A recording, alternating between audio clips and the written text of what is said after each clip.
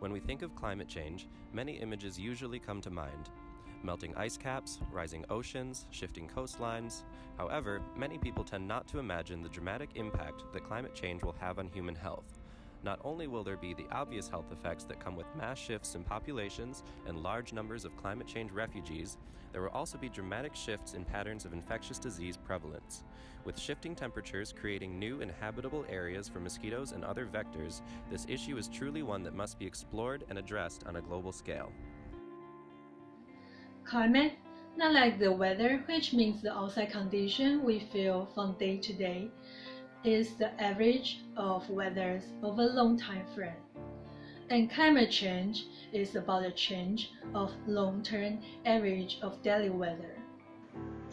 Global temperature rise, warming oceans, shrinking ice sheets, glacial retreat, decreased snow cover, sea level rise, declining Arctic sea ice, extreme events, ocean acidification. These are all the evidence of climate change. Regarding the climate change, the expert at IPCC recommended the strategy of adaptation and mitigation. And about the adaptation, we may need to notice that not only for human beings, all the living species in the earth, including the pathogen, vector, and virus, also developed adaptation to the climate change. So climate change is a public health issue which needs us to take care. The influences of weather and climate change on human health are significant and varied. Exposure to health hazards related to climate change affects different people and different communities to different degrees. The overall health effects of a changing climate are overwhelmingly negative. Climate change affects a variety of social and environmental determinants of health. These impacts threaten our health by affecting the food we eat, the water we drink, the air we breathe, and the weather we experience. Climate change impacts a wide range of health outcomes. This slide illustrates the most significant climate change impacts: rising temperatures, more extreme weather, rising sea levels, and increasing carbon dioxide levels, and also shows their effect on exposures and the subsequent health outcomes that can result from these changes in exposures. These impacts are alarming to public health. The impact we will focus on today is the changes in vector ecology and how climate change leads to the spread of disease. A recent report says that advances in combating the spread of diseases is now being threatened because of climate change. There are dozens of other examples that clearly show that climate change is no longer a distant future threat. It is here now. Extreme climate conditions such as weather that is too cold, hot, wet, or dry are known to affect the availability of infectious diseases from mosquitoes. Such extreme weather, such as warm temperatures, have been known to accelerate the biological processes that affect transmission, such as accelerating the mosquito's life cycle, increasing mosquito biting rates, increasing contact between mosquitoes and hosts, and increasing viral replication rates inside the mosquitoes that decrease the time needed for blood-fed mosquitoes to be able to pass on the virus. According to the World Health Organization, there are 4 main types of transmission. In the case of climate change, indirectly transmitted diseases are diseases that are vector-borne and transmitted to humans and/or animals. Examples of vector-borne diseases include malaria, dengue fever, and yellow fever. Environmental changes such as irrigation, agricultural intensification, deforestation, reforestation, ocean warming, and elevated precipitation have been linked to indirectly transmitted diseases. In the case of malaria, it is estimated that even a temperature increase of 2 to 3 degrees Celsius would increase the number of people who are at risk of malaria by around 3 to 5%, which equates to several hundred million people. Vectors most affected by climate change are arthropods, including mosquitoes and ticks. For mosquitoes, Aedes aegypti has increased its distribution over the past few decades.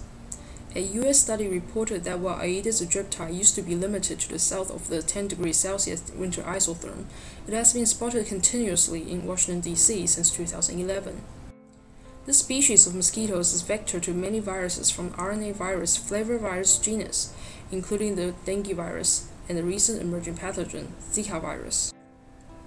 Another well-known mosquito vector, Anopheles gambiae, carries the Plasmodium parasite protozoans, which causes malaria. Shown here is the deadliest species, Plasmodium falciparum, responsible for 50% of all malaria cases. The effect of climate change on malaria has always been a great public health concern due to its global distribution and health burden, facilitating numerous studies over the years. Exodid ticks are a vector to Borrelia type of bacteria, responsible for Lyme disease.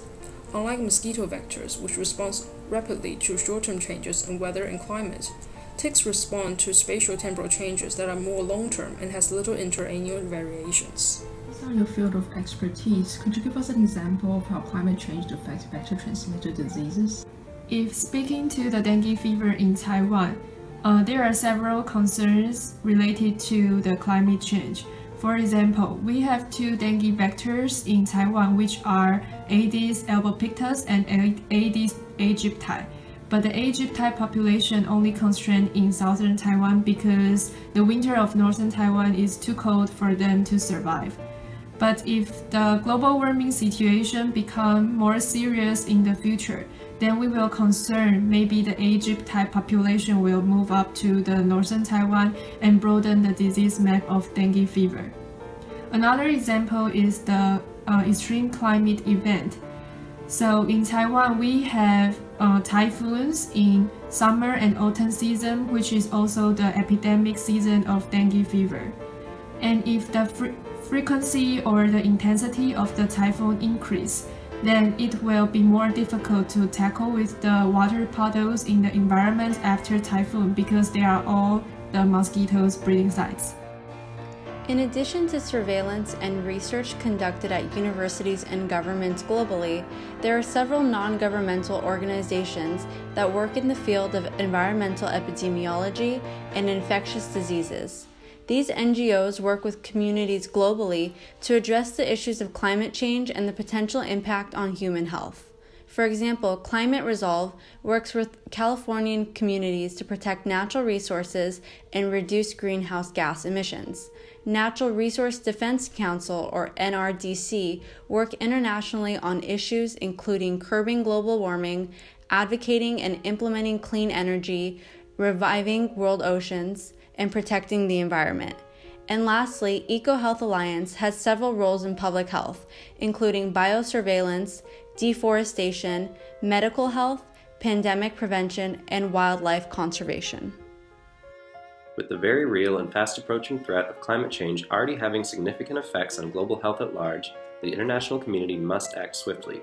To ensure that infectious disease surveillance can most accurately predict these changing migration patterns of mosquitoes and other vectors, global health epidemiologists must work more closely with the climate change experts who can inform their surveillance strategies. However, this intersection of research cannot occur without increased funding to create such interdisciplinary teams. So it is imperative that more funding from the public, private, and nonprofit sectors be directed to these efforts. Additionally, to continue curbing the problem before it gets worse, stricter regulation on greenhouse gas emissions must come from all nations, with the UN and WHO serving as an international forum in which these regulations can be agreed upon. Also, per Angie Chen's recommendations, local governments must strengthen their disaster preparedness programs in areas that are most likely to be affected by climate change. Lastly, we would just like to thank those who helped inform and guide this presentation, Dr. Withers and Dr. Kumar from the University of Southern California, Dr. Schmidt from the University of California, Irvine, and Angie Chen, PhD candidate in the National Taiwan University. Thank you.